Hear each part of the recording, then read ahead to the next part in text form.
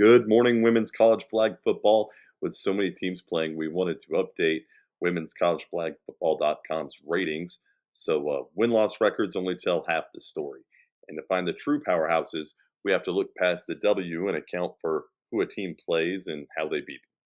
This ranking uses a weighted formula to separate the true contenders. As the season goes on, it tends to be more accurate.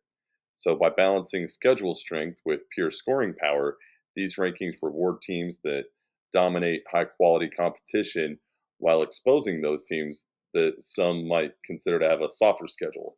So, here's the state of play as of February 20th.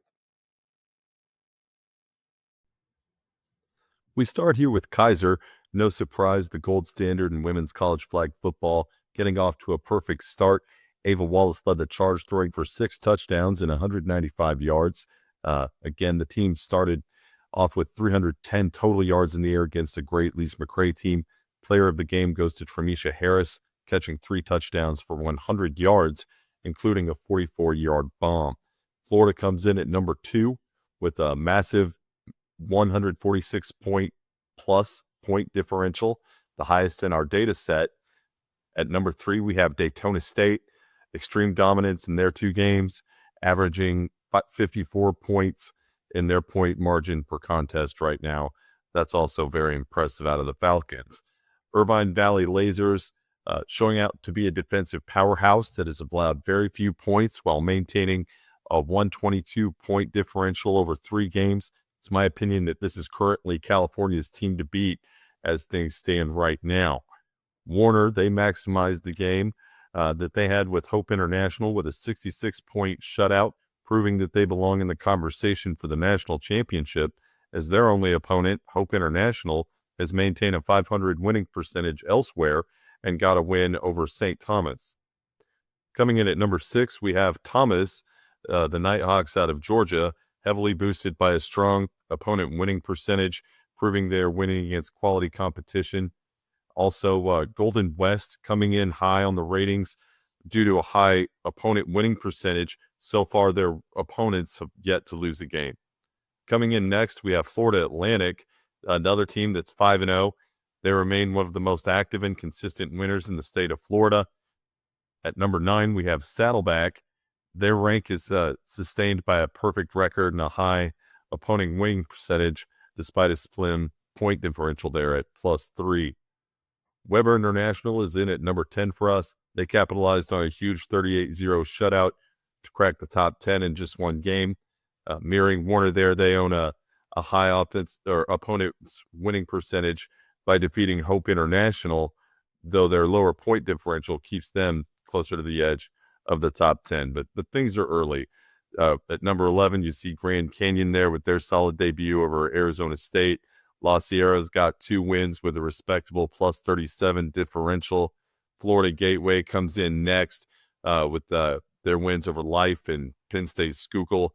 Life got a great win over Florida Memorial, a shutout, to come in at number 14. Central Florida is at 4-0. Then we have Penn State Schuylkill, a mirror to some of the other 1-0 teams, sitting in the middle of a pack with the 15-point margin there.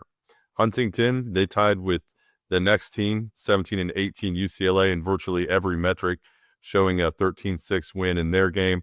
And, of course, UCLA beat USC by 7 points to come in there at number 18. Number 19, we're going to keep Lisa McCray there. No shame in losing to Kaiser, the highest-ranked team with a loss, thanks to their +69 differential otherwise.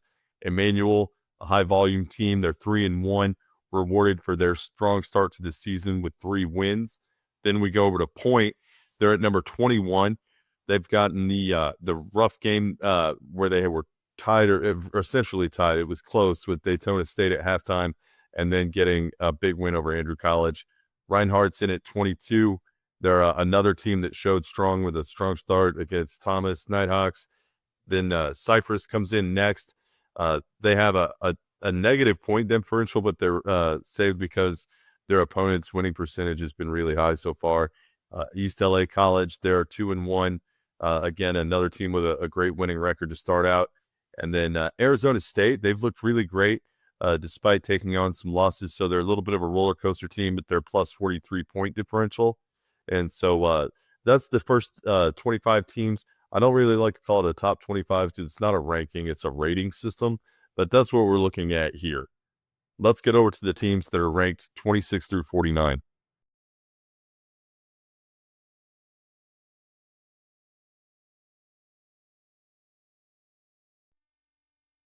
Taking a look at numbers 26 through 49, we start with the Ventura Pirates. They're at 500 at number 26, plus 15 in point differential. We could see them moving up in the ratings. Also, Bruton Parker's been playing a difficult schedule thus far, coming to a 2-3 record. Hope International, obviously at 32, had the big statement win over St. Thomas. That made some shockwaves throughout the nation of college flag football early in the season. Redlands has been playing a lot of games so far, and we've gotten some scores that are all over the map. Right now, they're minus 61 in differential, but with 3 wins, so keep an eye on them. USC, obviously, only minus 7 in points. With the one loss there, we could see a big turnaround. We don't expect St. Thomas to stay at number 40. We expect them to be much higher by the end of the year. Also, as could be said for North Carolina Central being at number 43.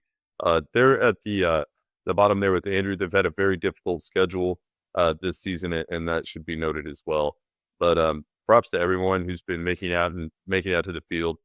This has been a great season so far, and make sure to keep your eye on our profiles, whether that be on socials or visiting our website, as we'll be updating our ratings every Friday moving forward throughout the rest of the season. Keep an eye out for later March when we'll be getting our top 25 ratings out.